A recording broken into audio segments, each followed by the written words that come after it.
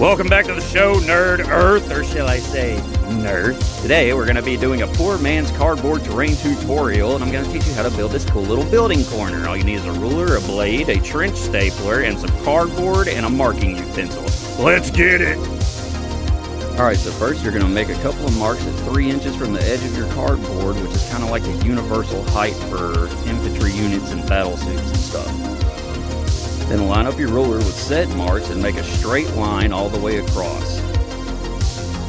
Now here comes the scary part. Be very careful when using a knife. Do not cut yourself. I don't want to hear about anybody blaming me for stitches or missing fingers. You're probably going to have to double up on your cut, so try to stay on the line as best as you can because cardboard is a little tough, but that's why I use it. And then we're going to find the center of our piece of cardboard, and this one's about 9.5 inches, so we're going to mark it at 4 3/4, and then use the edge of our table to fold it so you can get a nice even corner. Then we're going to make a couple of marks at 1 inch from the edge of your cardboard because that's kind of the universal height for a model to be peeking over the edge, and then you're going to mark it across with your straight edge, so that will be the floor level. And now the next step is the roof. You're going to measure from the center fold of your wall piece and subtract about 1/2 inch. So from the corner of your board, make a mark at 4 1/4 inches and then make a matching mark from the same corner mirrored in the opposite direction.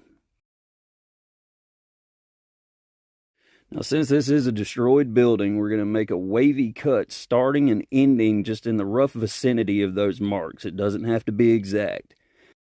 Then cut a 1/2 inch notch in the corner of your piece, making sure to make it as close to a right angle as possible. After that, using the edge of your table again, you want to keep your edge of your piece parallel with the table to make a straight fold, and fold those flaps down facing the same direction. Then with those flaps facing towards the top of your wall piece, butt up your corner of your floor piece with your wall piece, making sure it's tight to the inside of the fold. And then staple it twice about 1 inch apart after lining up the bottom of it with your floor line on your wall. And now repeat that process on the opposite side. And now you have a nice little building corner for your never-ending grimdark battles. Follow me for more poor man's terrain tutorials. I got many more to come. Web Worldwide over and out.